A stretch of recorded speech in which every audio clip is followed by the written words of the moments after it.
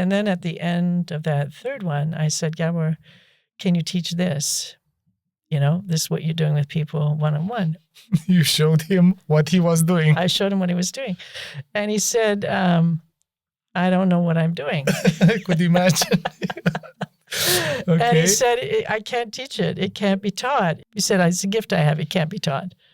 I said, well, I think it can be taught, and I know what you're doing. I'll write it down, So he was open to that.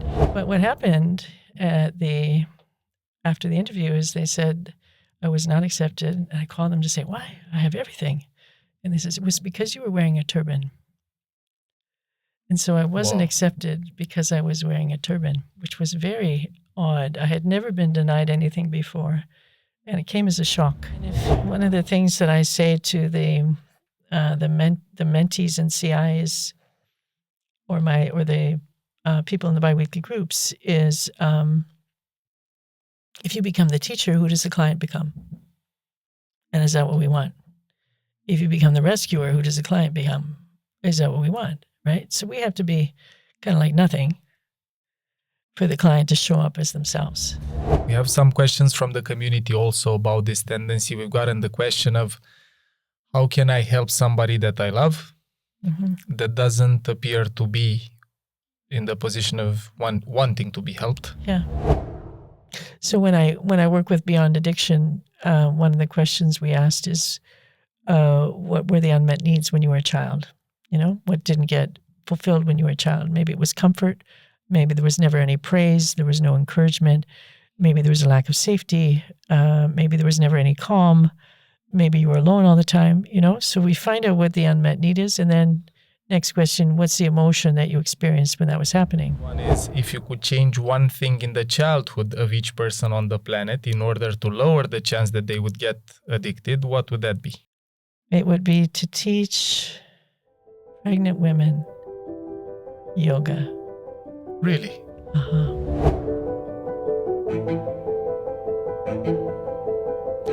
Hello, everybody, and thank you for being with us for another Mind Architect episode. We are doing this in partnership with Compassionate Inquiry Romania, and today we have the co-founder of Compassionate Inquiry Worldwide, Dharam Kaur. It's a pleasure to have her in the studio. It's going to be a fascinating ride. Be prepared. I'm going to share some of her professional background and personal background, but more than any qualifications, she has a fascinating mind, a very integrative mind that mixes information from therapy to movement to nutrition. And Dharam is the person who decoded Gabor Mate's method of working with addiction. So it's a fascinating origin story also. For those of you who have never heard of her or who have heard of her for the first time in this podcast, let me share a few words about her. So Dharam is a naturopathic doctor practicing since 1989, specializing in women's health, cancer, mind-body approaches to healing. She has practiced and taught Kundalini yoga for over 45 years, and we're going to talk about that a lot. She's a certified Kundalini yoga teacher and trainer and an instructor. She's author of several books, including The Complete Natural Medicine Guide to Breast Cancer and The Complete Natural Medicine Guide to Women's Health, which we address a little bit. She has a long track record of work on addiction recovery, the creator of the Beyond Addiction program, inspired by the teachings of Dr. Gabor Mate, which you have seen in our studio also, and other addiction and trauma experts. She developed a comprehensive 16-module recovery program integrating Kundalini yoga, meditation, naturopathic medicine, and community support. And we talk about all of these and how important they are in treating addiction.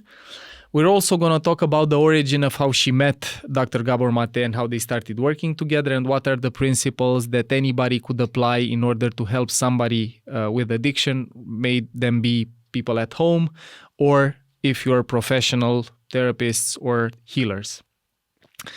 Now, her personal life is also wonderful. She lives off-grid in a 105-acre land with her husband. She nurtures fruit trees and has a large garden, which is very in line to her energy and her work. She enjoys hiking, cycling, and connecting and communicating with plants. and has 3 adult children and 2 grandchildren. More than any qualifications, she's a wonderful mind and an excellent soul that I can't wait for you to meet. So this is the intro. We go to the discussion with Sadhara.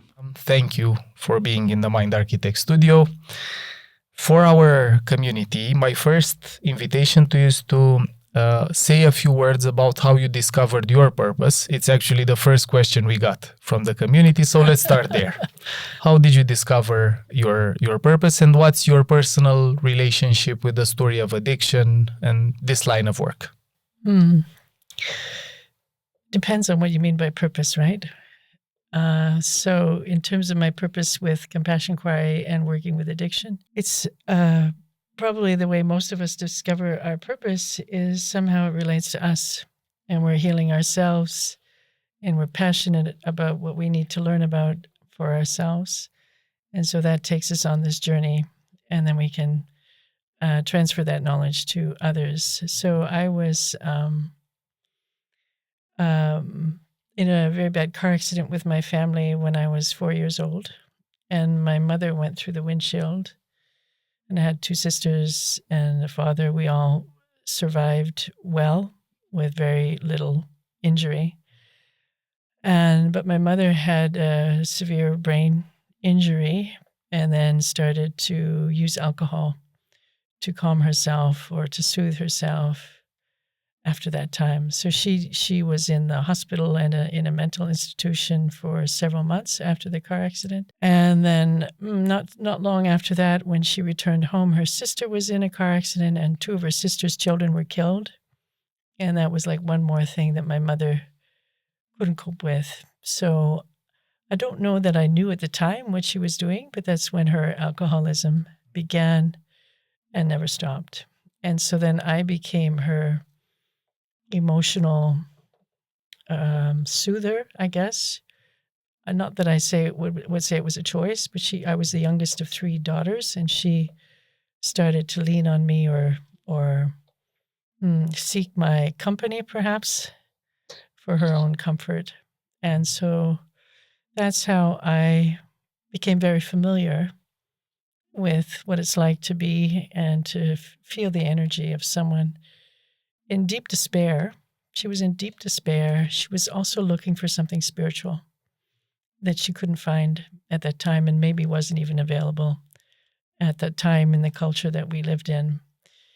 But I believe that I absorbed, or without even really knowing it, that despair and that longing for spirituality, that longing for some sort of an answer to deep suffering and deep alienation and isolation.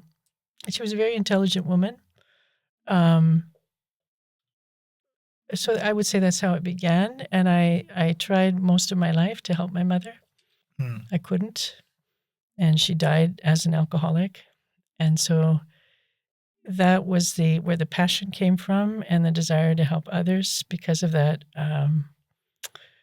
unmet need in a way to really help my mother. Yeah. Thank you for sharing that. I didn't know all the details. I knew about the alcohol addiction, but I didn't know all the details. Thank you for sharing that. I see this link in a lot of people's stories, that what we lacked or what we were very invited by the environment or the caregivers to do or to experience or to be when we were small, to some extent defines our path. In your case, because you were very small when this happened, is this the reason why you chose the profession that you went into, the approach, the ND? That's a question also. What's the difference between an ND and an MD, and why did you choose the naturopathic? Well, I was very good. I was a very good student as a young child and through high school, and I was very, very also good in literature, writing, and in the arts. And that was where it came easily to me, and my creativity found a place there. But I was also very curious about science. And so when I decided, what am I going to do after high school? What am I going to study in university? I decided I would study biology because I loved nature. I loved being outside. I loved living things. So I studied biology, and when I was studying biology, I was also studying physics and chemistry and all that. And I have a lot of awe, in me that needs to be, I kind of need to feel awe or something's missing in my life. Okay. So I was experiencing the awe when I was looking under the microscope at these organisms, or when I was reading about animal behavior, whatever, but the awe was not in the way anything was taught. Okay. You see? I feel it was very, very it's easy dry. to relate.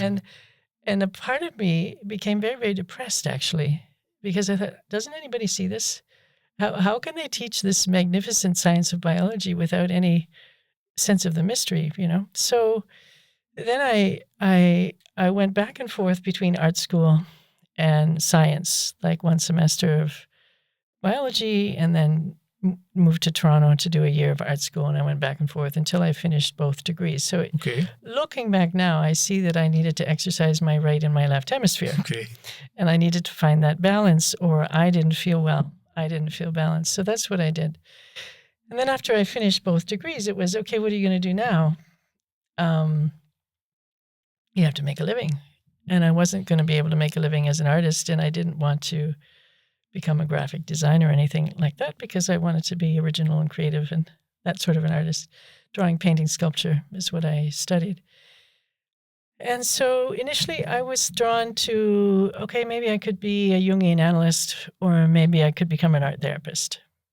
And there were 2 art therapy schools in Canada at the time, so I applied to both of them. One was Freudian, one was Jungian, and I went for an interview at the Jungian school, which was in Montreal. I had the top marks. I had letters of recommendation. I was had done volunteer work with art therapy in a mental institution. But what happened after the interview is they said I was not accepted. And I called them to say, why? I have everything. And they said, it was because you were wearing a turban. And so I wasn't accepted because I was wearing a turban, which was very odd. I had never been denied anything before, and it came as a shock. But that shock forced me to think, well, what else am I going to do? And I had been interested in naturopathic medicine. At that time in Canada, there was only one school of naturopathic medicine, and it had only been running for 3 or 4 years. So it was a very new profession in Canada. And part of me was afraid of the science. I thought, oh my gosh, do I have to do the science again? Because I would need to do more organic chemistry and things like that. And part of me was super excited. Oh, this would be really fantastic, because I could have a broader palette in a way if I can work with herbs and diet and acupuncture and homeopathy and all that. So I did. So I started naturopathic medicine. I would say the education, even though the school was new, the education, and there was only 15 people in my class. Really? It was one of the first, in my class. And now there's like 150 people in the class. We didn't know if the school would survive, because it was touch and go year by year just to keep it going, but it did. And now naturopathic medicine is a very big area in Canada. And it's recognized? Totally recognized. There's no insurance for it, but it's totally recognized and respected. So what we studied was, it's 4 years, first of all, and you need a university degree before you get in, and you need a background in the sciences. So I had the background. And 4 years of acupuncture, 4 years of homeopathic medicine, 4 years of anatomy and physiology and all the basic sciences related to the body. Work with nutrition, Western herbs as well as Chinese herbs, and some psychotherapy training. And I also at that time was participating in some group therapy sessions that one of the professors was doing on the side. So that was, and I was very interested in integrating the mind and the body, but particularly from the psychological perspective. I would say I was more interested in the psychology and the interconnection between mind and body than, let's say, just nutrition or something like that. So that was my angle. That's what got me excited, was understanding how the body and mind communication affected wellness. Yeah. Very interesting. I'm fascinated in a way that this was available Yes. back then, because in and just Romania, at that for time. example, we don't have this even now. Yeah. And they're Yeah. still seen as alternative, sort of not sciencey approaches to Yeah. healing. Yeah. And in Canada, they were official. They were taught in a university, even though there were 15 people. Yeah. I was talking to the group of people that I'm teaching here in Romania, and we decided that Romania is 50 years behind Canada. It seems like it. Optimistically, we have a lot of things to do. There's a lot of room for improvement. Yeah. Thank you for sharing this, because I think it's important for people, and the Mind Architect audience is open to different ways of looking at healing. It's more clear for me now, and I'm curious on your path. So you are there. When did you meet Gabor? How did your paths intersect? I met, first of all, probably around 2005, I had been practicing yoga, specifically Kundalini yoga, since I was 19 years old. And I graduated from naturopathic medicine in 1989, which was I'm probably around 30 at that time. And I had a capacity. I like to create curriculums. And I like to combine I'm a synergist, I like to combine things and integrate things, because my right hemisphere works really well. Yeah, polymath. And so I wanted to combine the yoga techniques with naturopathic medicine, with psychotherapy to support people with addictions. So I started by creating a program that was 16 weeks long. And I started teaching it in 2008 in Toronto. And we would meet, I think it started with probably 3 hours once a week for 16 weeks. And then I shifted to like 4 weekends, 1 weekend a month. So I would teach it in various ways. And as I was teaching it in Toronto, I think in 2009, the second year, I was reading Gabor's book at the same time, In the Realm of Hungry Ghosts, which came out around that time. And I was reading the book and I was teaching, and I think this is a perfect fit. What he's saying is what we're trying to do here. And he has a lot of experience. I wonder if he would teach with me. And it took me a while to have the courage to ask him, to write him, send him an email to see. And I shut myself down many times and didn't reach out. And this little voice would say, no, reach out to that guy, reach out to that guy. So one day what the heck, what have I got to lose, right? So I sent him an email and he responded and said, yes. What did he say? He said, I have a good feeling about this. That's what he said. That's what he said. A good feeling about this. I have a good feeling about this. Okay. And then he said, let's meet sometime. It was quite open. And it happened that maybe the next year, we were both teaching at a conference in Vancouver. It was a naturopathic conference. And I was talking about breast health, maybe, because that was also one of my specialties. And he was doing the opening talk. And he was late for his opening talk. Okay. By about half an hour. And I came up to him because we agreed that I would come up to him at the end of that talk. So I came up to speak to him at the end of that talk.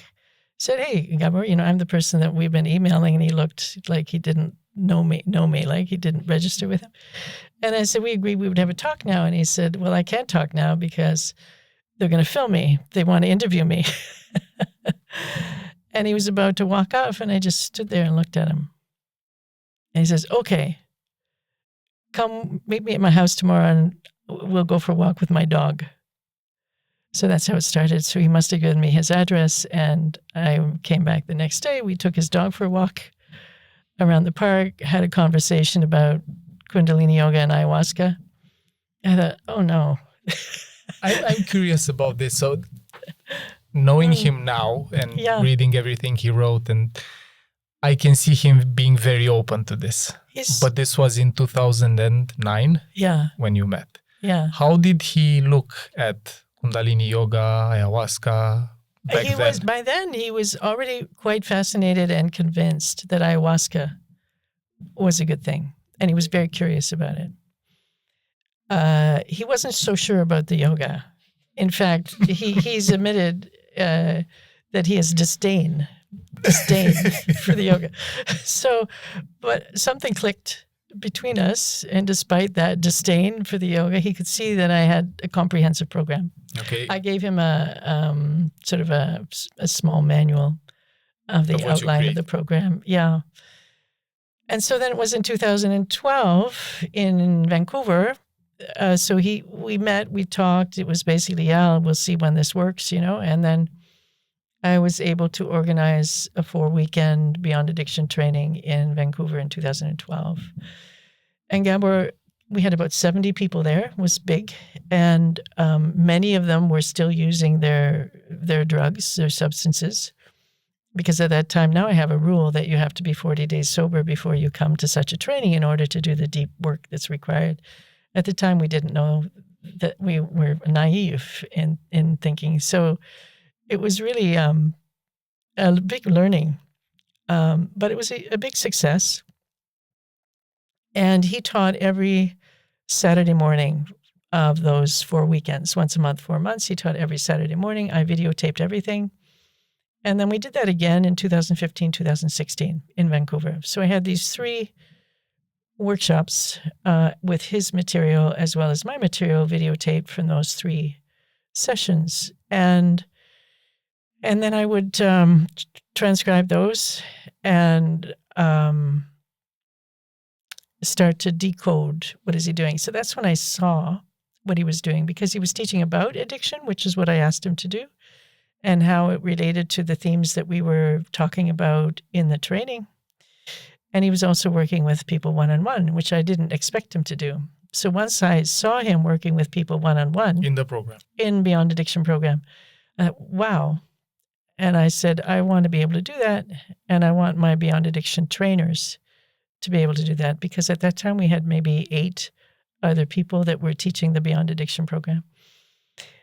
And so I collected all of that and started to deconstruct it and really watch them over and over again, watching those videos over and over again. Also, as I was transcribing them, there's no AI back then to transcribe. It was just, you listen to 10 seconds and you stop and you write it down, and you listen to another 10 seconds and you stop and you write it down.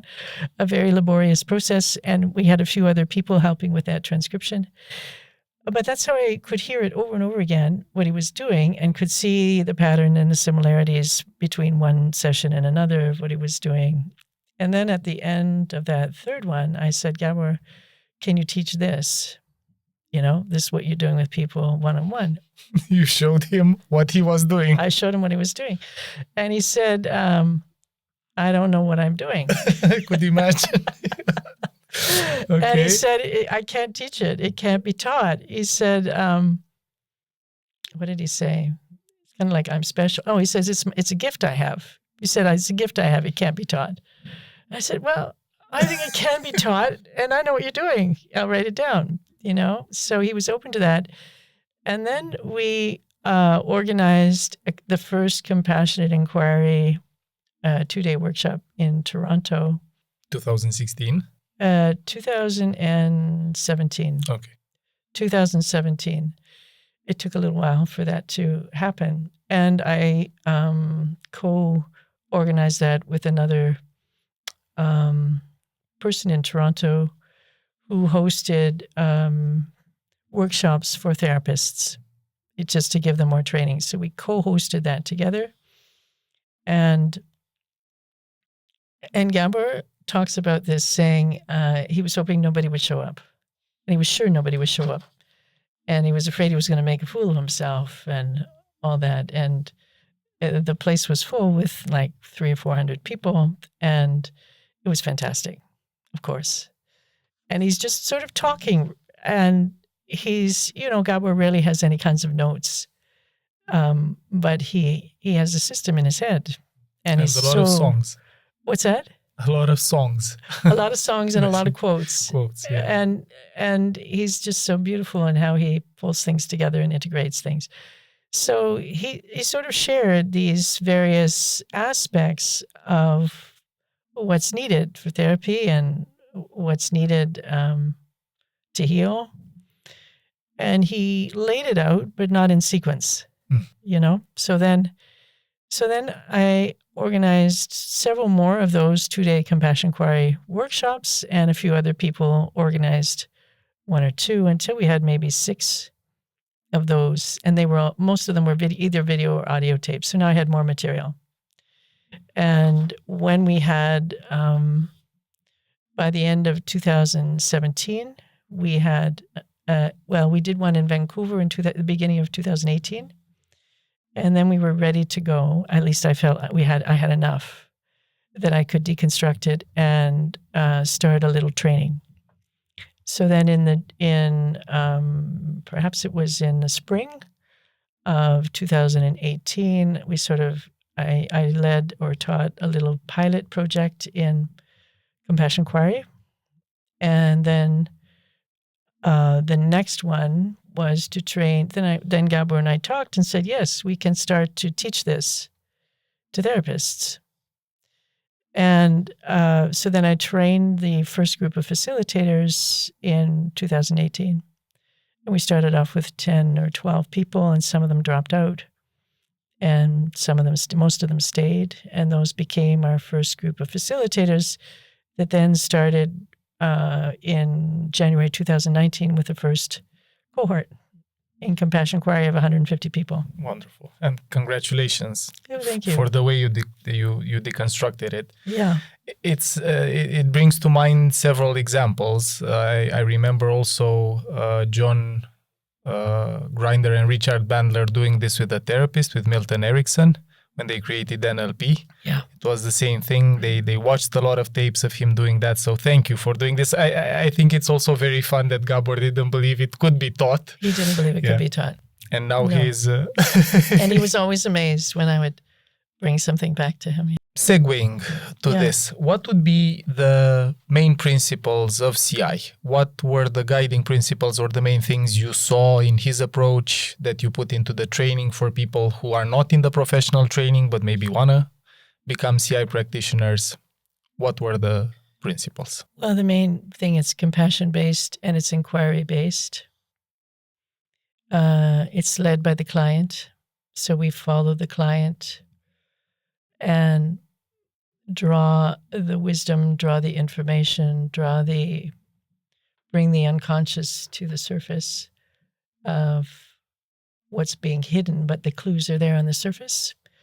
And asking the right question at the right time is how we expose a deeper truth that the client may not be totally aware of.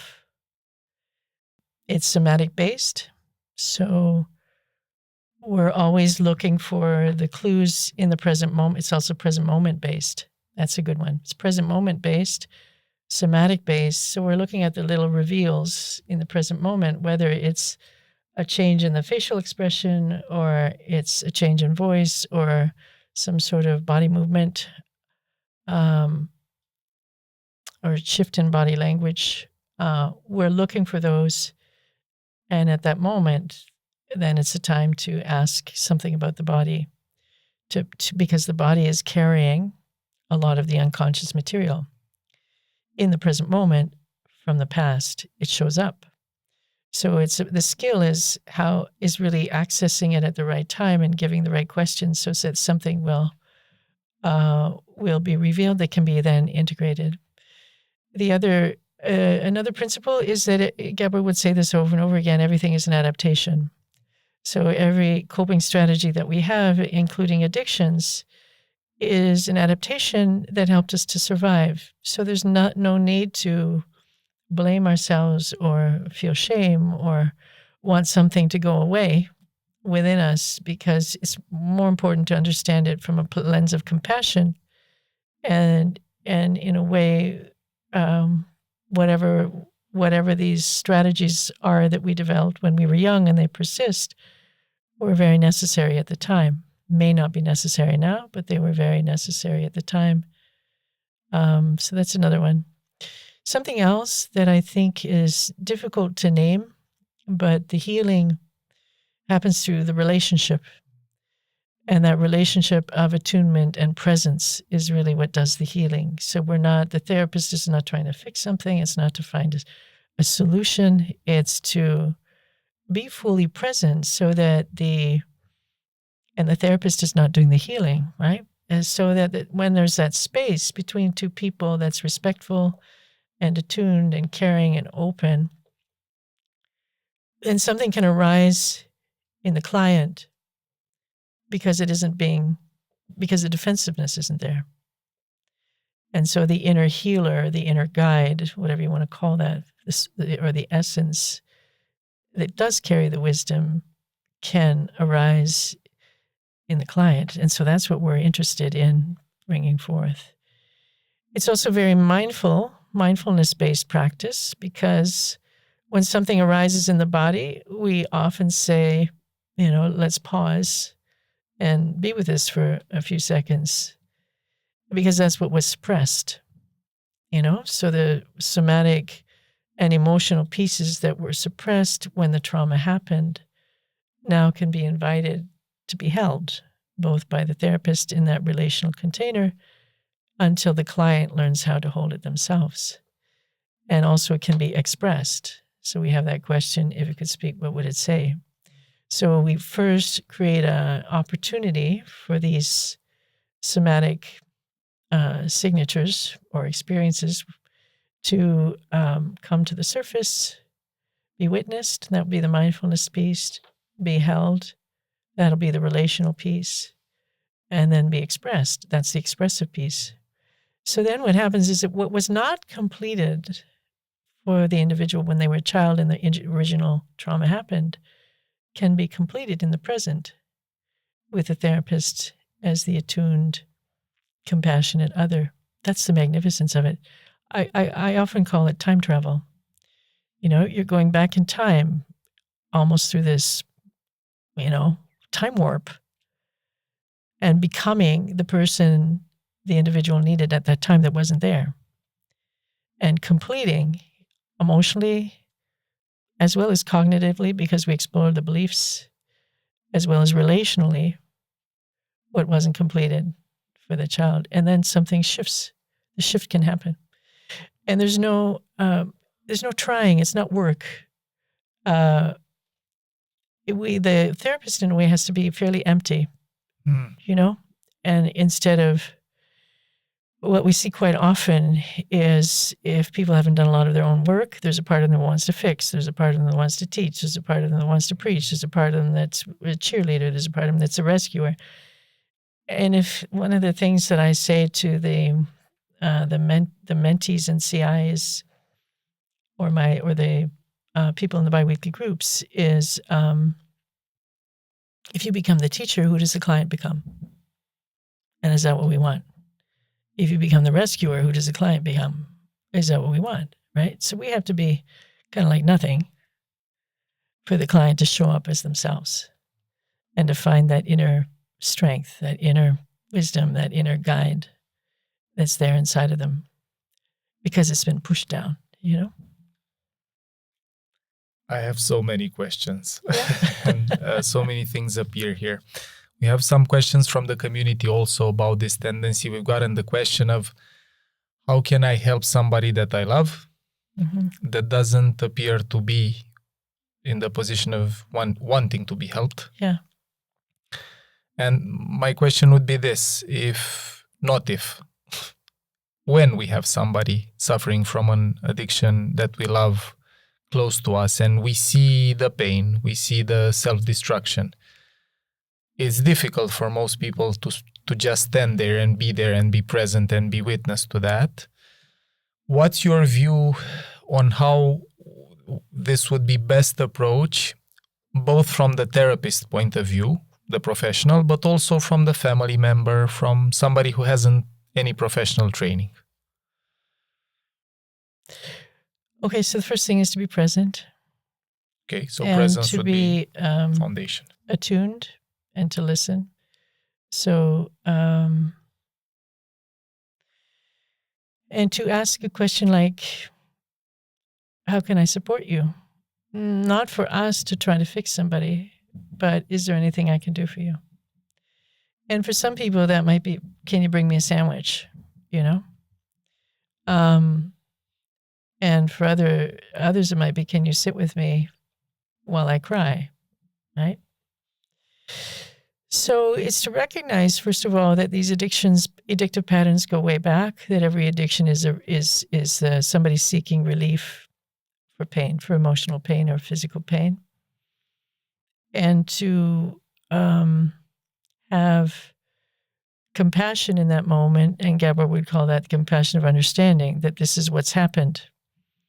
And when we have that, when we're not emotionally attached to that person, we can have that compassion of understanding and recognize kind of the signs that something must have happened to this individual earlier in their life, conscious or unconscious, that causes them to be in this state really right now.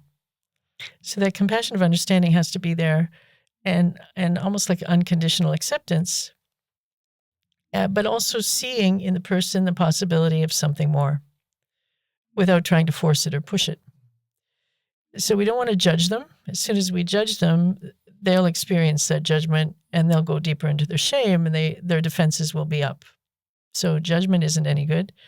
Trying to fix them isn't any good, because then there's something wrong with them. They already believe they're broken. So if we reinforce that trying to fix them, that's also a problem. Somehow we want to engage them so that they have a sense of agency and movement forward in a way that works for them, and that's what we support.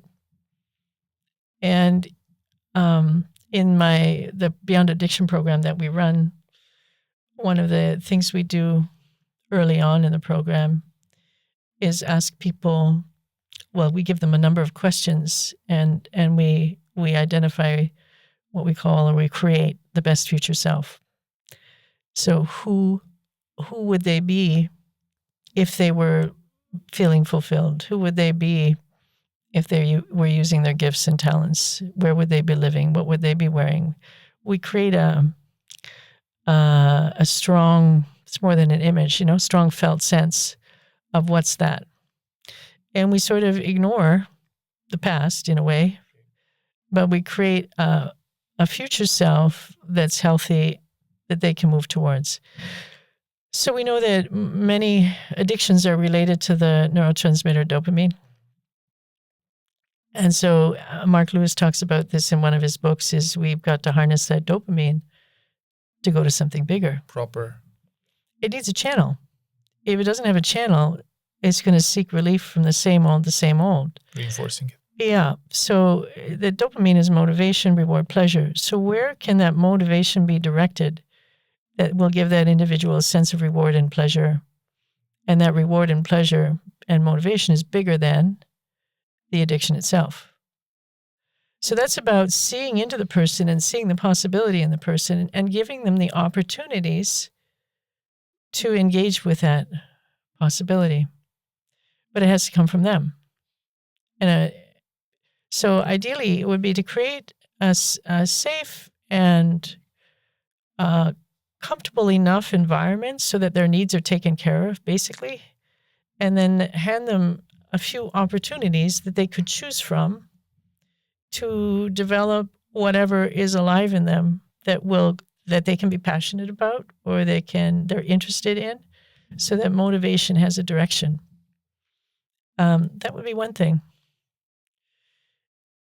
And and then underneath all that is the pain of their childhood and what they're suppressing. So that pain has to be addressed, and that's where compassion inquiry would come in to help to heal whatever was suppressed, or whatever they couldn't talk about when they were a child. So we need that. We need a psychotherapy piece. And I know compassion inquiry works really well for that. IFS can work well for that. Somatic experiencing can work well for that. Okay. I think there are many therapies that can work for healing the childhood trauma piece. So that has to be part of it. And the other part, though, we have to mobilize them to something bigger that's their choice. So that's another piece. we have to stabilize their environment so they have less stress, because everyone uses more addictive substances or behaviors when we're under stress. So we have to create, give them a home if they don't have a home, feed them if they don't have food, create structure if they don't have structure. And all this ideally is their choice and not forced. So these environments where there's some sense of normalcy, but they're also respected. And that would be created. And then we have to work with their nervous system. And that's where the healing also, whether it's yoga, meditation, or martial arts, or sports, or being in nature, or having an animal, some sort of... I wanted to ask about that. So some sort of activities or practices that will strengthen their nervous system and increase their vagal tone and help them to feel safe within themselves. So we want them to feel safe within themselves, and to also feel their own strength. So that's where sports or working with the body, whether it's on a farm or whether it's with tools or I don't know, but some sort of body work also where they're actually using their body to feel into their own strength, can be very, very helpful. They also need community. So we're injured in relationship, we heal in relationships. So one of the things that's happened in my Beyond Addiction program is people go through these 4 months. They're connecting with one another, usually at least twice a week. They're hearing each other's stories and pain, and they're sitting with one another. They're witnessing one another. They're witnessing the growth in one another. They can reach out to one another, and so the healing happens in community, because that community becomes the replacement for the family of origin. That's important. And then that ideally is stretched for many years, right? A healing community that's not just there for 4 months, but then can come a bigger community that people can tap into. That's why the 12-step community works, because it can go on forever. But I would prefer to see a community where there's more growth, more encouragement for people to really expand instead of identifying as an addict for a long, long time. Let's give more choice, more growth, and some of these practices that really work for the nervous system. When you're talking about practices that work, we got that question explicitly. So you said different forms of movement, connection with nature, getting a pet that can co-regulate your nervous system. We need oxytocin. Oxytocin, yeah. We need oxytocin. So we can get oxytocin through playing sports with one another. Team sports would be great. Pickleball. My husband plays pickleball. Swears by it. It also could be through eating with one another, eating at a big table with one another. So having a community meal at least once a week and making sure people are not alone when they eat, if they don't want to be alone when they eat. So feeding people in community. It would be also service. So engaging people in some sort of volunteer work, we know that actually helps with addiction. Creating environments where there's a lot of gratitude expressed, that also helps with addiction, just expressions of gratitude. Let's see what else. Nature for sure. Whether that's walks in the forest or going in the water, but time in nature a few times a week at least.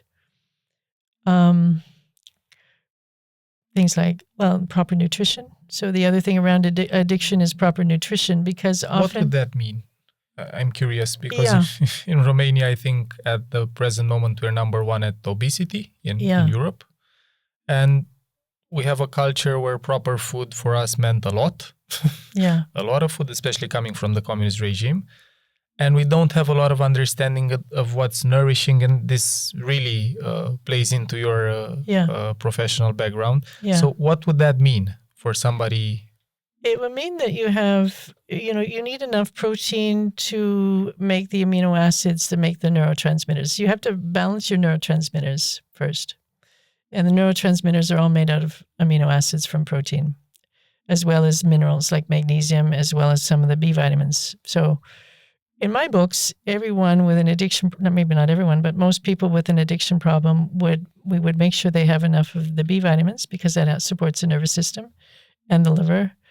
We would make sure they have enough magnesium because that calms and increases GABA, the neurotransmitter that calms, settle things down. And we would make sure that they have enough omega-3s, which also support the nervous system and brain and memory. So those 3 supplements would be a base for sure. Vitamin B, magnesium, and omega-3. Yeah, B complex and magnesium and omega-3. We also know that many people with addiction problems have an imbalance in the gut microbiome, the bacteria in the gut. And then when there's an imbalance in the bacteria in the gut, it can cause anxiety and depression and mood disorders. So you want to have a diet that nurtures the bacteria in the gut, which is a diet that's super high in fiber and super high in a class of foods called polyphenols. And polyphenols, most of the spices are high in polyphenols. The berries are high in polyphenols. Most of nuts are high in polyphenols. And legumes, some of them are high.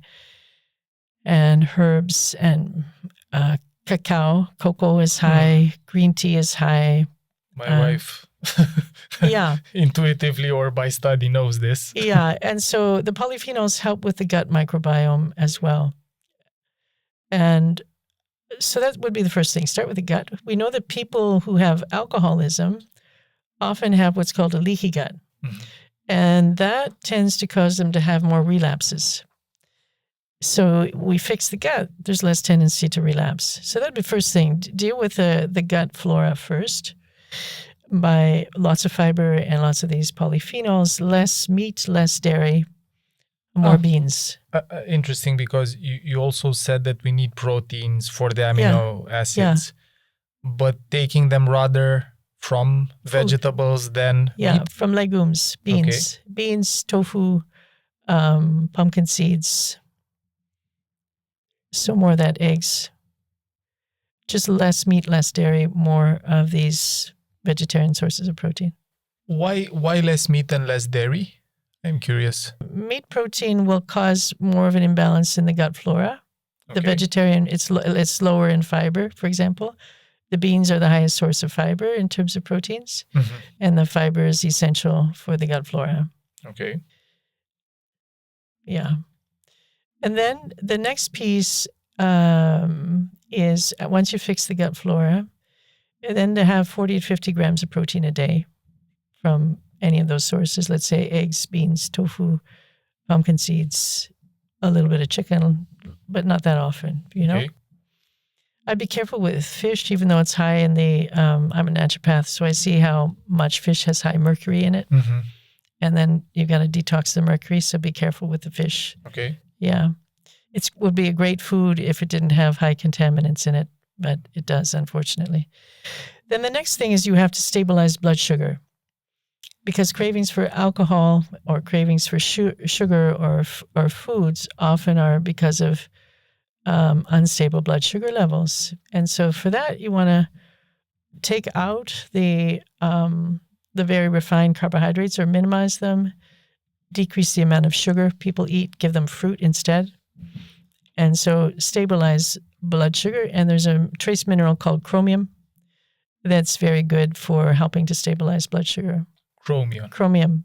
Yeah, 200 to 600 micrograms of chromium can help to decrease sugar cravings and stabilize the blood sugar. Because when the blood sugar is stable, the mood is more stable, and the stress is less when the mood is more stable. So we're trying to balance things so that stress is less. Then we have to balance the adrenal glands. And there's certain vitamins, minerals, the B complex again, vitamin C, and a number of herbs like ashwagandha, rhodiola, holy basil. Schizandra is another one that support the adrenal glands. because everyone with trauma usually has a problem with cortisol, either too high or too low. And that's going to create more problems with stress. So we want to minimize or stabilize the individual's physiology so they're more resilient in the face of stress. And then it's easier to deal with the addiction. Ashwagandha, rhodiola, you also named the Holy third basil and schizandra, schizandra, are herbs that help. They're known as adaptogens. Mm-hmm. So if your cortisol is high or your cortisol is low, they'll help to stabilize it either way. And they help to stabilize it, not necessarily lower it. I've heard people saying that ashwagandha lowers cortisol levels. Okay, they stabilize. If it's low, it'll bring it up. If it's up, it'll bring it down. It'll stabilize it either way. They're adaptogens. Okay. So we have to stabilize the adrenals and the cortisol. We want to stabilize the blood sugar. We want to take care of the gut. We probably also want to detox the liver somewhat. Okay. And we can clean the liver up with rosemary. We can take something like N-acetylcysteine, which helps the liver detoxify. And the B vitamins and magnesium also support liver cleansing. We can take something called alpha-lipoic acid, which also supports the liver. So then the liver is dealing with the toxins better, so they're not getting so much in your bloodstream, so you start to feel better. We want lots of water to flush things out. And vegetable juices also to help to clean things out. Even though they have a lot of sugar? Vegetable juices. You said, sorry, not juices. Okay, vegetable juices. Yeah. Anything in particular that helps? Let's see, I would probably put carrot, celery, maybe a little bit of beet because it's good for the liver, but it's also quite sweet. With kale, the brassicas are super good. Some kale. And parsley is very good for your kidneys. Cucumber is good for the kidneys. Something like that. Some ginger and garlic. In Romania with garlic, we have no problems. Yeah. And even some lemon. Lemon's nice for the kidneys. Thank you for sharing this. As you were going through the list, both with the proper nutrition and also with the principles, I was thinking of my parents, and I want to use the time we have together. Maybe I'll take up 10 minutes or 15 minutes of our talk, because I think my parents are relevant for a lot of parents in Romania and not only. My father, when he was small, his dad died when he was 5. He never processed that. 0 therapy. My grandmother did the best she could, but more of a functional love rather than, The result of that was that he started living mostly disembodied, a lot in his head. He became an engineer. He loves math. He loves logic, physics, and stuff like that. Smokes a lot, eats a lot of sugar, developed diabetes, not because we have a history of it in the family, but because of lifestyle choices. This year he had a heart attack, and I know part of the theory. He's on the one side. Now I'm going to get to my mother. My mom, being a very sensitive person, unconsciously took up the role of taking care of everybody in the family. She checks 4 out of 4 of Gabor's traits that lead to illness. High focus on other people's emotional needs while neglecting her own. Perfectionism, the idea that if she says she's going to do something, she does it regardless of how she feels. Trying to be everything for everybody at once. And because my father's anger is the only feeling he expresses and feels, she suppresses hers. And as we could expect reading your work, she developed cancer that she operated, and now she's okay for the time being. But what's really tough for me is that listening to what we've been talking about in the last 40 minutes, I see how little of these things they experience. How little movement is part of their life. They live next to a forest, which is the only good thing, that they're in touch with nature. But even that is something that they don't access and enjoy. It's for my father, mowing the lawn is more like a task than a joy. Food, zero vegetables for him at least, while she eats tomatoes and has cheese at night. So sugar plus dairy before going to bed. And I'm sharing this because I know part of the theory. I'm really passionate about how the mind works, how the brain works. I know that sharing part of these things with them didn't help.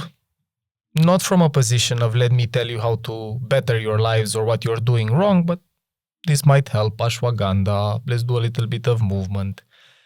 But at 67, 65, 66, one is 65, one is 66, their habits are so ingrained, and looking from the outside, their motivation to change stuff is close to zero, and their energy level is close to zero. In this situation, because there are a lot of people watching who are going to relate to this, a lot of maybe young people, maybe older people, it doesn't even matter. What would you say are the most important things that we could do for them, but also for ourselves, in order not to get into that space of trying to save, trying to fix, exhausting yourself, worrying about the bad choices that your parent or life partner... I don't even know what question to ask of you regarding the situation. I'd like you to speak to the situation and maybe a little bit how trauma and addiction gets passed through the family, because I relate it to Gabor a lot because I have work addiction, of course. I confused my entire life love with appreciation, which got me to work and work and work, because working brought some form of appreciation and I didn't... Validation. Yeah, and I couldn't feel the difference between love and appreciation for a long period of my life. So... where to start? Okay, so what comes to mind is the first thing that we're all looking for is connection. And human connection. And so with your family or your parents, what you might do is say, do you want to go for a walk? My father's answer usually is no. I'm trying not to be devil's advocate, but I'm sharing what actually happens with him. I'm wondering if he's in a depression or not, because he doesn't want to go walk in the forest because he has trouble breathing, of course, after he started smoking when he was 14, and ended this year after the heart attack. Mm-hmm. So for 50 years of his life. So he usually says no to walking. My mother says yes. I don't know if out of people pleasing or the authentic drive of moving with me and my wife or the dog. Yeah. So, okay, so movement is one thing. Movement and like quality time together. So if they're not willing to do it on their own, maybe there's a way that they would do something with you, not because you want them to, but because everyone's going to enjoy it. So what's something everyone might enjoy that's a little healthier than what they're currently doing? That would be the first thing. Okay. Or you cook for them, and you cook a meal for them that's a healthy meal. Would they eat a healthy meal if you cooked them a healthy meal? I'm not the cook in the family, but my wife loves cooking healthy, and we tried recipes. My mom is very open to experimenting. My father, less so. For him, basically, if the doctor says it as a prescription, stop doing this because you're going to die, for some amount of time, he's willing to do it while being frustrated because he's doing it. So and then another possibility. So to some degree, there's not much we can do about our parents. We're not here to fix them. We're not responsible for their well-being. That's your process. issue, which is what was my issue with my mother. Exactly the same. And then I realized I couldn't help her. She died. So, but what you can do is speak honestly about what's important to you. So you might say, like if you were to say something to your father that's from your heart, but it's about you, not him, what would you say? If you were to acknowledge your feelings, I feel afraid, I feel sad, I feel sad mostly for him. Yeah. And in all of the therapy work that I did, may it be group or different forms of therapy, I feel a lot of sadness for him. And what I've experienced is unconsciously going into this position of parenting him, Yeah. becoming his father, the father that he lost. Mm-hmm. But sadness is overwhelming when I look at him, and at times, because I can see beyond the anger and the frustration, the grumpiness, Mm-hmm. and I can feel a lot of love. When I was small, I would have my head on his belly and he would cuddle me, or he would pet my head and I would fall asleep. Yeah. So I know there's a lot of love and feeling in him. It's just that it got so armored up when his dad died. My grandfather didn't want him at the hospital when he died. He died of cancer, and they chopped off part of his leg, and he didn't allow him to come to the hospital and say goodbye, So there's a lot of sadness. The thing that I find difficult when trying to speak with him from the heart is that he very easily becomes defensive. Like if I say, I'm afraid for you if you continue doing this. Okay, no, not afraid for him. You speak afraid from for yourself. Yeah, so then you say, I'm feeling really sad. Mm-hmm. Now, what would you say you want?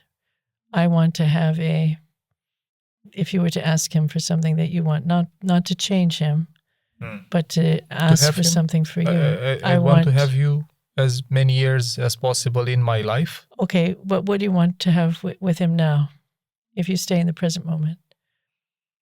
More moments of authentic connection when we're actually talking about how we feel, not just about stuff. Yeah.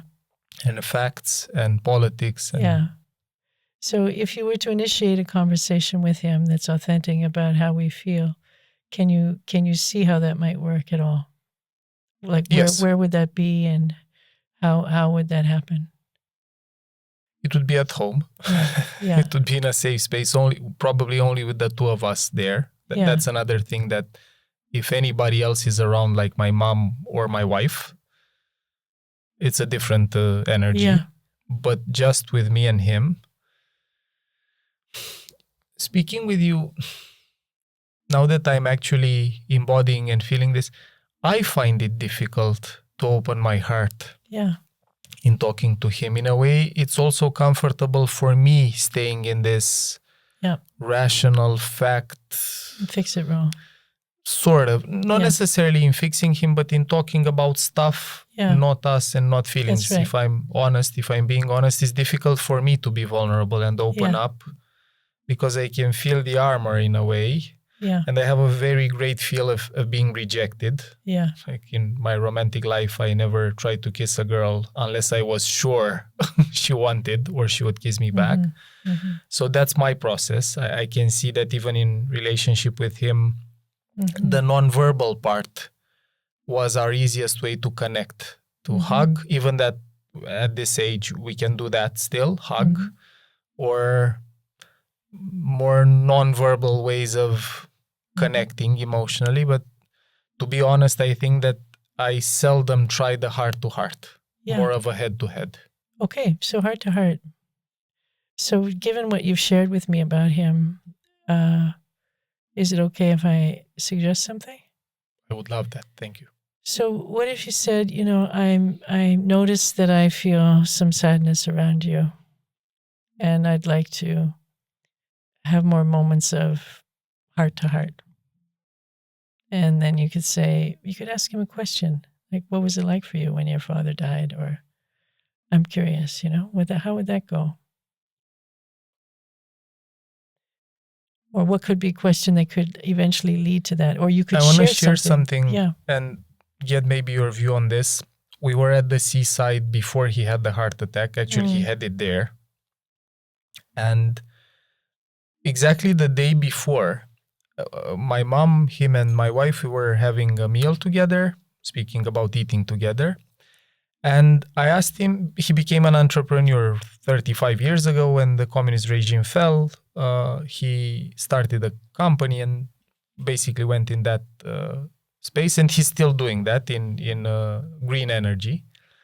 And I asked him, out of all of his years of entrepreneurship, when was the bright, beautiful part of it? Thinking of my own path of doing this for 10, 15 years. And he said, there was never a sunny, bright, fun path. It was always stressful. Mm-hmm. And it's almost like the default answer to anything. Then that's okay. Then in CI, what we would do is validate the emotion, right? And then something more will come. Mm-hmm. So you could say, well, that must have been really hard, you know? I hear how hard that was for you. And then you ask another question, you know? And it's that validation, even when you're getting an answer like that, that somehow can open another little door sometimes. Validate the emotion. For the people watching, we have here a dog. Validate of whatever appears. Now this brings me to another question that I hope is going to be useful for the people watching, and thank you for doing this little bit of work with me. How much should we, if we know things like you shared in our conversation, or for the professionals who are coaches or therapists or different form of healing practitioners, how much should we bring this type of energy into our relationships, like family relationships? Because I hear what you're saying, and in a way, the professional in me knows the answer. That's what I should do. But the human, the child of my father, I didn't feel that. When he said that, I was like, got it, okay. All of the energy disappeared from my body in a way. And I said, not anger, but void. Like, well, you must be familiar with that response from him. Yes. And that's what happened. Yeah. So then if you shared in that moment what happened to you, what would you say? Instead of asking him a question, if you shared. I would say that I'm sad that he experienced it like that, and I can't imagine how difficult it is for 30 years to never have experienced some joy in your work, or not to remember experiencing joy, and I'm sad. That's perfect. Yeah. That's authentic. Which is not what I said. Yeah. I looked away at the sea and we continued eating, or something, where my mom jumped in. So it's really recognizing your defense patterns, which are very old, and especially your defense patterns with your father, because that's what you learned to do. You know? So if you do something different, he'll do something different. It's recognizing the patterns at play, and then someone has to start the conversation from a place of authenticity. And in a way, I know this works, and thank you for bringing this up, because when my mother got the news that the tumor was malignant and it was cancer, it was in the pelvic area, in the wall of the uterus. Again, my first impulse was, okay, research. Where is it best to do the operation? Let me transfer you the money. And then I went and I visited them. And I was outside at night listening to Ave Maria, the song. Mm-hmm. I felt by being by myself, I was after a divorce. It was a difficult period for me also. And my mother came outside and we listened to the song in silence and we both cried, which was one of the closest moments I had with her in adult life. Mm-hmm. And it was something different. Mm-hmm. That moment was a different experience. I did something different. We didn't speak. We didn't try to find solutions. And I felt it very healing, very heart-opening. Yeah, so we had a lot of questions. I hope that what we shared in this part of the talk, addressed some of the questions that we got. We had a lot of them. How can I help somebody who's addicted? How can I help my kid? How can I help my parent? What can I do not to go into the savior role? Well, what you just shared is powerful because you shared a moment of connection with something that you had in common, which was music. So it's like, what do you have in common with someone that will give a moment of connection? And that's a good place to start. Whether it's cooking together or whether it's doing sports together, playing golf together, whatever it is, or whether it's listening to music. But something that's not solution-based, something that's not trying to fix, something that's not analyzing or judging or explaining. It's what connects you in the present moment on that empathetic, emotional level, in that shared space, right, is build on that. Have you observed any specific links between some types of trauma in early childhood and specific addictions? There are. I recently did a CI demo a couple months ago with somebody who had a smoking addiction, cigarette addiction. And it turned out that she had two or three older brothers and a father that belittled her. And so she had nobody to turn to, and her mother didn't stand up for her. And she started smoking at a young age, and so the cigarette became her companion. So for smoking addiction, often it's the companion that's always there when nobody else is. You think about it, right? The companion that's there, and she had a lot of grief. So it's usually sadness is underlying it with smoking addictions. And that was really powerful for her to recognize where it originated and how it helped her initially, but it's not helping her now. So you look at what the substance gives. So marijuana calms people down, right? So somebody who uses marijuana might have anxiety. Why do they have anxiety? Well, maybe when they were a child, there was chaos, there was a lack of control. The parents were fighting, or there was no calm. So then marijuana would be that sense of calming or escaping something. Alcohol is numbing. So alcohol could be after some severe abuse, but numbing the pain. Or alcohol is also, in terms of my mother's case, looking for something that's, something spiritual, missing something, really? Emptiness. That's why they call it spirits. So there's, it's numbing the emotional pain and there's a looking for something more that's not there, right? And for people with social anxiety, the alcohol allows them to speak a little. So that addiction or that childhood trauma could be not being listened to, not being heard, not being able to speak. And then the alcohol frees them up a little bit to speak later. Opiates are the missing love. So if the love of the mother was missing, then sometimes the opiates will appease that, the comfort that they never had. Opioids being what? Heroin. Yeah. So it's lack of love. Lack of love and lack of comfort, lack of safety. And then we have the stimulants. And so the stimulants give motivation, energy. So let's say there was cocaine, methamphetamine, methamphetamine. Yeah. So somebody had no encouragement as a child, no motivation, depression. So then that it could be from neglect.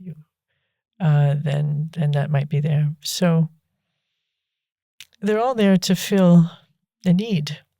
And you can also link them to the missing neurotransmitters, right? So in early childhood development, if we don't have the right conditions for development, we won't develop the neural circuits we need. And then the particular substance or behavior that we reach for is the one that satisfies that particular neurotransmitter or that circuit that didn't get developed. So we have to find other ways. There are lots of healthy ways to develop those circuits, and that's what we want to explore. So when I work with Beyond Addiction, one of the questions we asked is, what were the unmet needs when you were a child? What didn't get fulfilled when you were a child? Maybe it was comfort. Maybe there was never any praise. There was no encouragement. Maybe there was a lack of safety. Maybe there was never any calm. Maybe you were alone all the time, So we find out what the unmet need is. And then next question, what's the emotion that you experienced when that was happening? Sadness, anger, fear, grief, disgust, shame. So then you go to the emotion. And then you can ask, and what did you believe about yourself? What's the hidden unconscious belief? I'm not good enough. I don't belong. I don't matter. I'm unlovable. I don't deserve to be here. I'm bad. I'm wrong. It's my fault. All these beliefs. So this is what these beliefs and these repressed emotions are unconscious. And this is what the addiction is soothing. They're related to the original trauma. The trauma's gone. It's not still happening, but the belief is still there.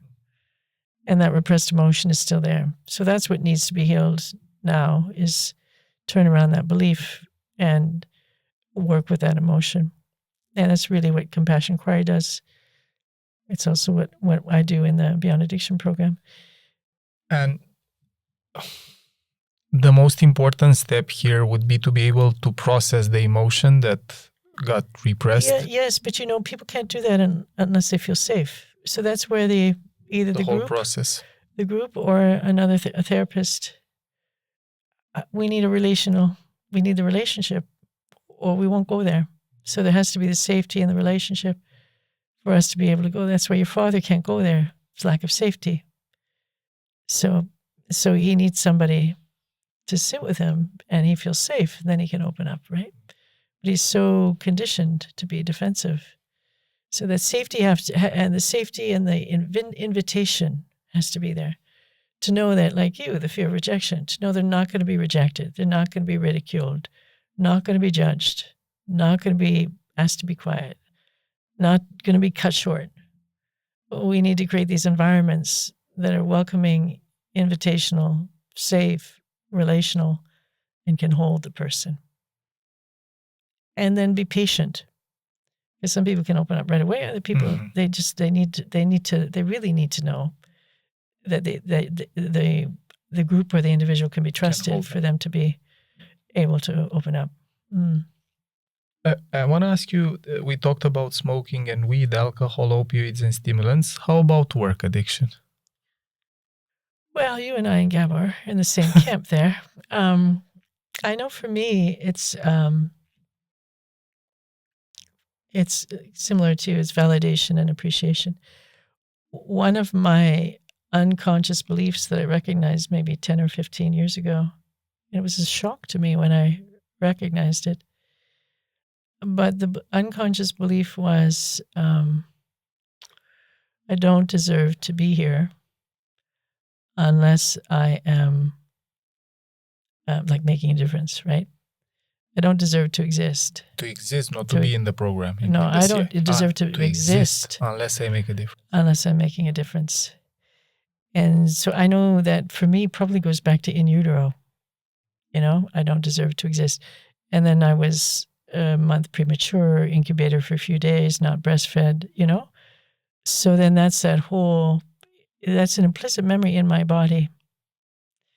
And that's a belief that goes with it. Right? Because the implicit memory was one of probably, fear and shock and shame. And so when the mother's not there. And so that's what, then we make it mean something that's not true, but the mind does, it makes it mean something. And then in my own childhood, I was praised when I was successful. I was praised when I was achieving. I was praised when I was helping sometimes, right? So that's my go-to is, I'm I'm only of value, right? If I am helping, I'm only of value if I am achieving or whatever it is. And I know that's cognitively, I know that's not true. And I'm okay totally not working as hard as I do. Like I can be in my own company, enjoy myself. I happen to love everything that I do. That's my issue. It's even like more complicated when you love what you do. Yeah, and it is making a difference, right? Yeah. And so, and I do have the capacity. So that's it's a very difficult balance is to, because I don't think I'm burning myself out. I do have a big capacity, So when do you say stop? When you're doing good work and you love what you do. Yeah. I'm going to use this moment in our conversation to ask you a little bit about how can we reconnect with the body, because probably the body has the answer there when it's too much. The body has the answer. That's a great question. Thank you for that. I want to, most of your audience may know this, but in this last few days, I've been teaching yoga to a group of people, and from a polyvagal perspective. And so we know that the vagus nerve controls 80% of our parasympathetic activity. Huge. So our ability to relax, rest, digest, all that, 80% of that is controlled by the vagus nerve. And of that 80%, 80 to 90% is from the body. It's sensory. Only 10 to 20% is brain to body motor. That means that in order to feel safe within yourself and to connect in a healing way with the body, we have to turn on processes in the body that activate the vagus nerve, which is like slow breathing, stretching, movement in all kinds of different movements.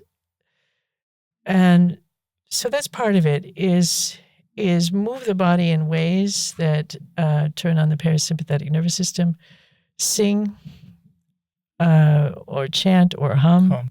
Or even talking in a safe environment turns on the vagus nerve.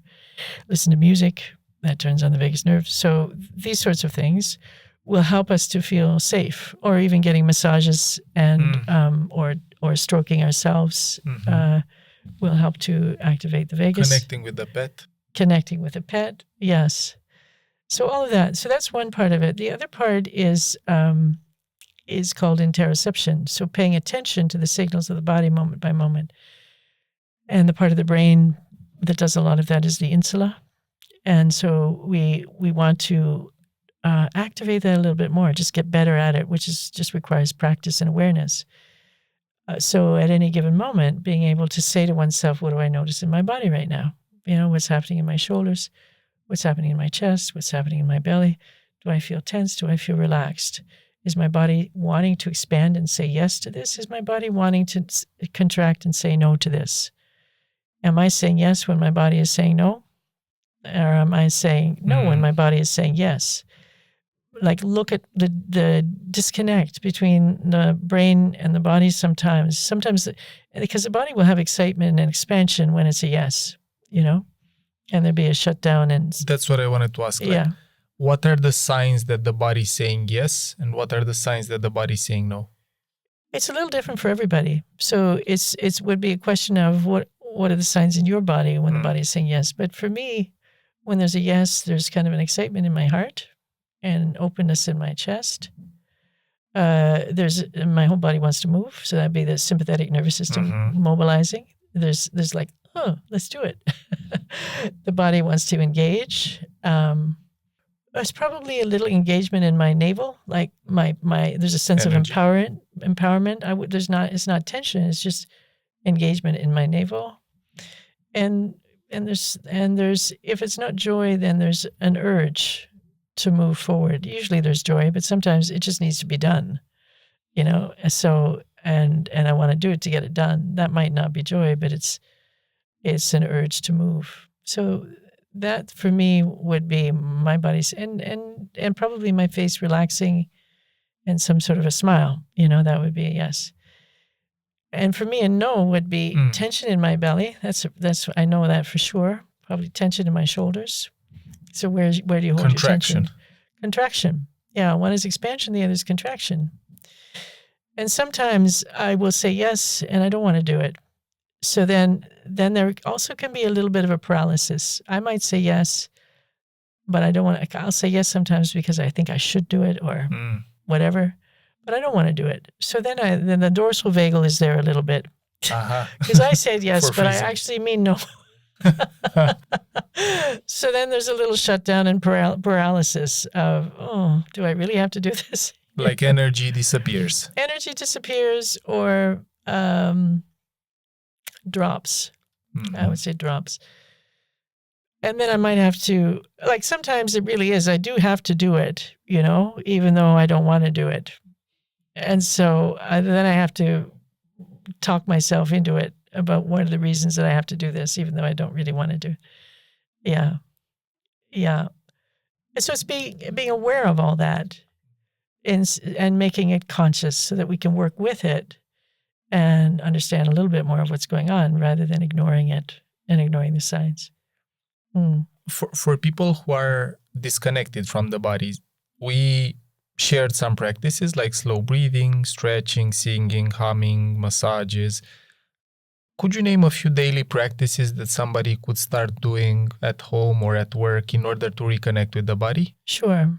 The first thing would probably be, when you're disconnected, just press your soles of feet down a little bit on the ground and notice the pressure in the soles of your feet. Notice the texture, notice the temperature. So just come into the present moment through the soles of your feet. You can look around your space, notice where you are and recognize, okay, I'm in this body, in this space, and my feet are on the ground and here I am in Romania. So just orientation through the feet to wherever you are. That's a little one. And looking around to acknowledge where you are in the present instead of being in your head somewhere. You can also do that through the sitting bones and your bum sitting in your chair. Mm-hmm. Okay, here I am right now. You could do that when you're standing. So just awareness of whatever part of the body is weighted down, grounded. Could be soles of the feet, could be sitting bones. So that'd be one thing. The other thing could be a little body scan once a day. Beginning of the day, middle of the day, end of the day, where you just bring your attention slowly through one body part, then the next, then the next, then the next. And you're noticing what is happening in the present moment. Is there tension? Is there relaxation? What's the texture? What's the temperature? Is there energy flow? Is there pain? Is there discomfort? But pausing and zooming in with your attention for 5 seconds, 10 seconds on each area. And then moving to the next, and then being a little curious. Oh, is there a sensation there? What's the sensation? Is there an emotion there? What's the emotion? What am I holding right now? And is there something that's suppressed that wants to have a voice? What is that? Is there an unmet need right now? Am I thirsty? Do I need water? Am I hungry? Do I need food? Is my body fidgety? Do I need to exercise? Right? Just tuning in. That's a sign when we're fidgety, we need exercise, we need to move. We might need to move or exercise. So the little body scan, 5 or 10 minutes, once or twice a day. Then the other thing is breathing. So you can turn on your parasympathetic nervous system, the vagus nerve, through breathing through the left nostril. And so blocking the right, you could do 5 minutes or even 5 slow breaths in and out through the left. Left nostril governs parasympathetic and right hemisphere. Right nostril governs sympathetic and left hemisphere. So this calms people down beautifully. Left nostril breathing just for 5 minutes. Or you could slow your breath down, inhaling and exhaling 4 to 6 breaths per minute. Turns on your vagus nerve. Or you could have a little bit of a longer exhale. So your inhale is sympathetic, your exhale is parasympathetic, so you could stretch the exhale a little longer than the inhale. And if you inhale, then exhale, and then pause a little after the exhale, that adds a little bit more oomph to the parasympathetic. And the pauses between the breaths also quiet the mind a little bit more. So inhale, pause. In that moment of pause, the mind becomes quite still. And then exhale. Pause. And that's where we can kind of become empty and then start again with the next inhale. So that's nice. You can also do alternate nostril breathing. Inhale left, exhale right, inhale right, exhale left. And that balances the hemispheres. It balances the hemispheres and the autonomic nervous system. But doing that, again, the key is that 4 to 6 breaths per minute is what we need for vagus to turn on. So that breathing exercise. Then another part is we can tap the body. So just either touch it, right? Oh, here's my body, right? Look at that, a hand, just squeeze it or tap it or stroke it or pat it. So you befriend your body through tactile stimulation. That brings us in the present moment in whatever way you want to do that. And then the other thing is to move the body in a variety of ways. Always try new things, new forms of dance, new forms of sports, so that we move the body in different ways. When we practice yoga, one of the things that we do a fair bit of is crisscrossing or alternating hands and legs. So you could, for instance, if you were on all fours on your hands and your knees, raise your right hand and your left leg, inhale them up, right hand, left leg, exhale them down. Opposite, inhale, left hand, right leg up, exhale them down. Now you're integrating the hemispheres of the brain and turning on the whole brain at the same time. Wonderful. You can also do things like this with your arms and legs, kind of like jumping jacks, but you're crossing your arms and legs at the same time. And crossing Lying hemispheres. No, standing up. Standing up. And legs come out, then legs cross, legs come out, legs cross. Same time your arms and legs cross. Okay. So you're working the whole body and you're crossing the hemispheres. So integration between the hemispheres as well as connecting the whole body. It's also really nice to connect different parts of the body. So let's say you're standing up, arms out. You could inhale here, twist, and then bring your right hand down to your left foot. Inhale back up, twist, bring your left hand down to your right foot. So now you're connecting different parts of the body. Okay. So proprioception. So we want to strengthen interoception, which is feeling into the body. We want to strengthen proprioception, which is connecting the body through the joints and the muscles and the tendons and feeling the body in space. Like a dancer would have really good proprioception. That helps with the embodiment practice. And then we have the tactile piece, okay? The other system that helps with embodiment is the vestibular system. Balance, your sense of balance. So any balancing exercises are very good for embodiment, and simply moving the head side to side, rolling the head in a neck roll both ways, or standing up, arms over your head, bending forward. Like sun salutations. Yeah, like sun salutations is very good also for the vestibular system. And it's fascinating. The vestibular system, if it's not working very well, we don't have a sense of being in this body, So you can strengthen that sense of here I am in this body right now through doing some of these movements that move your head around and up and down, to strengthen the vestibular system. So when there's kind of a lost sense of self or a feeling of disconnection, these kinds of exercises are super needed. I won't even say super helpful, they're really needed to bring that integration back to the psyche as well as through the body. Yeah. I'm going to ask you, even though probably the answer is rather obvious by this point, there's no healing, I can imagine, without being connected to the body, because you can't feel if you're not embodied. So that would be one of the first steps for anybody trying to heal, is to reconnect with their body. 100%. Reconnect to the body, because in order to reconnect, to feel the emotions, you have to reconnect to the body. You have to reclaim the body first, for sure. And befriend it. Even in a therapy process, with presence, with attunement, with helping the other person feel safe. There's no presence without being in the body. There's not presence if you don't connect to the body. Yeah. Okay. We got a specific question about Kundalini yoga.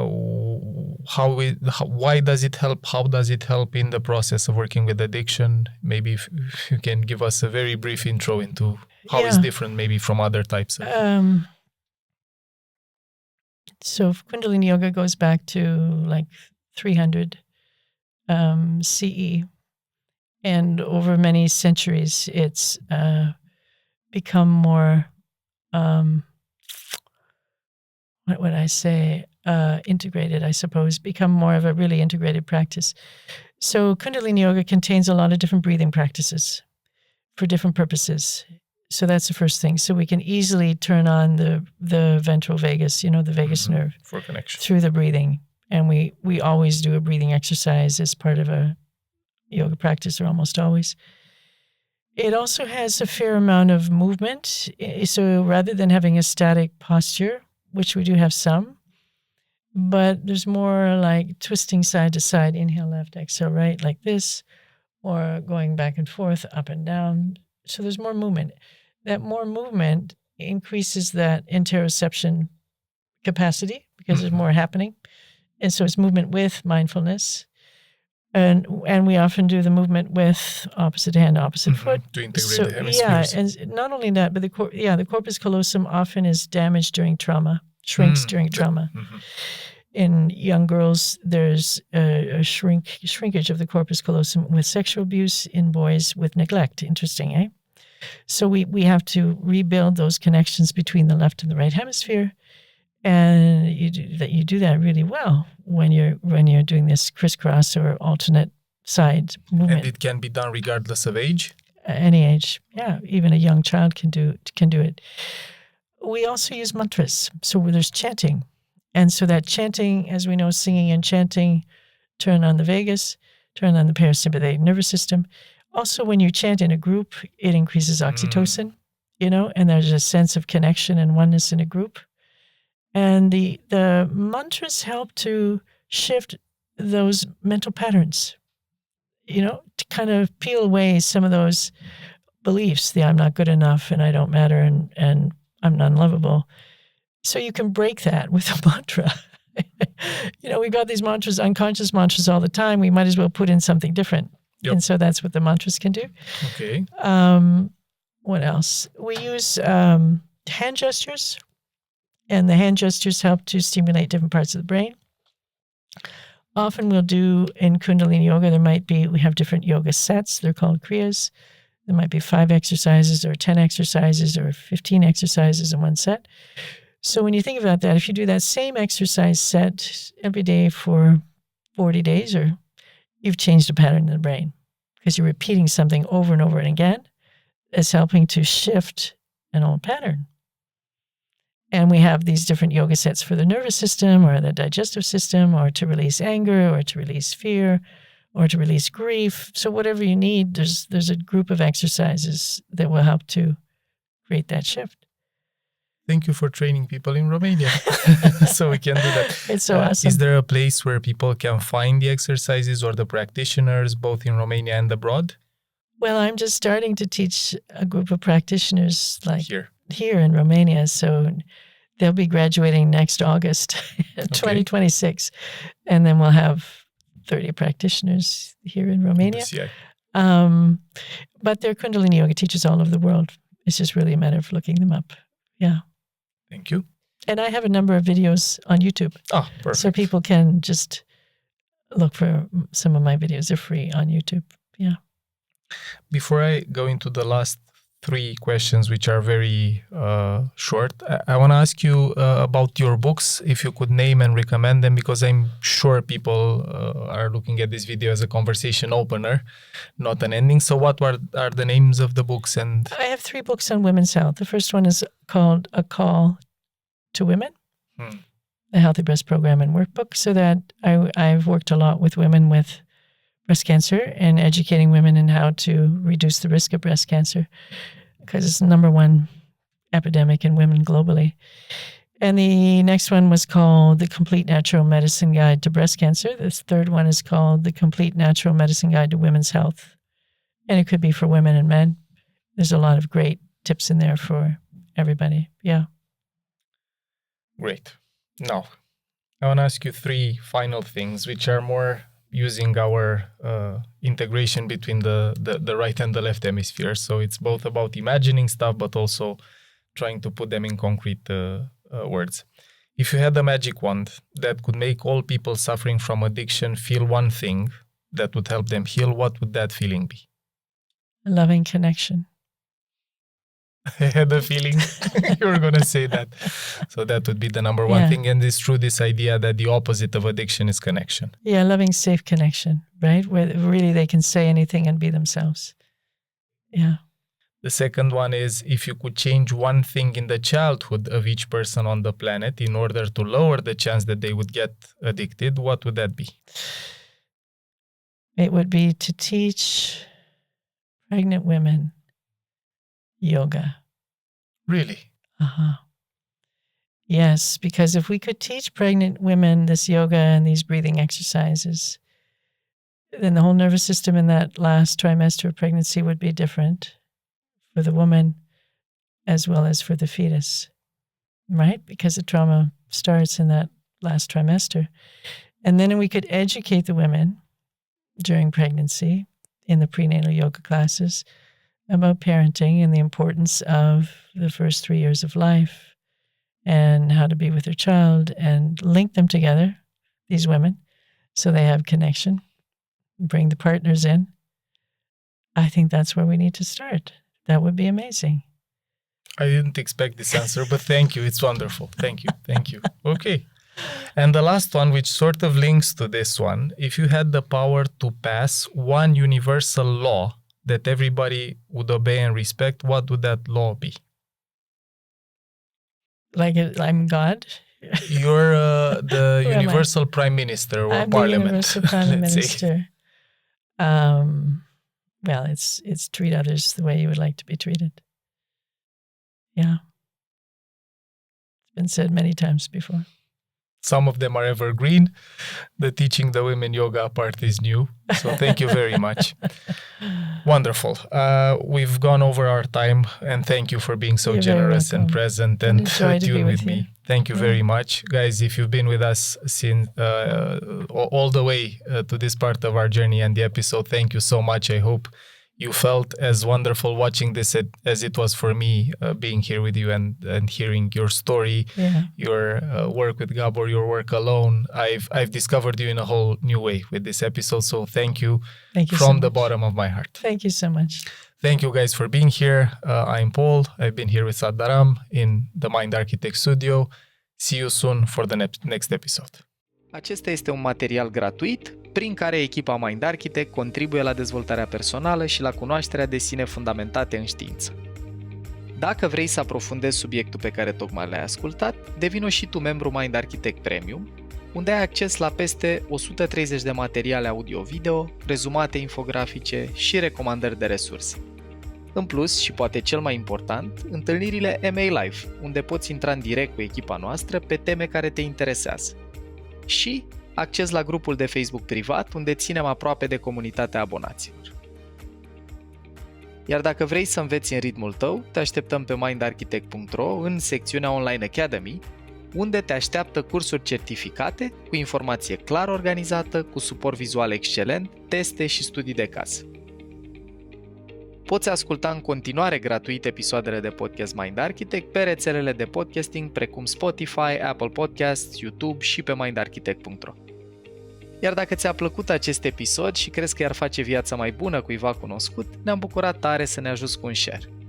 Conținutul Mind Architect nu este destinat și nici nu trebuie interpretat ca fiind utilizabil pentru a diagnostica, trata, atenua, vindeca, preveni sau un alt mod a fi utilizat pentru orice boală sau condiție medicală. Nu reprezintă substitut pentru consultație psihologică sau pentru muncă terapeutică.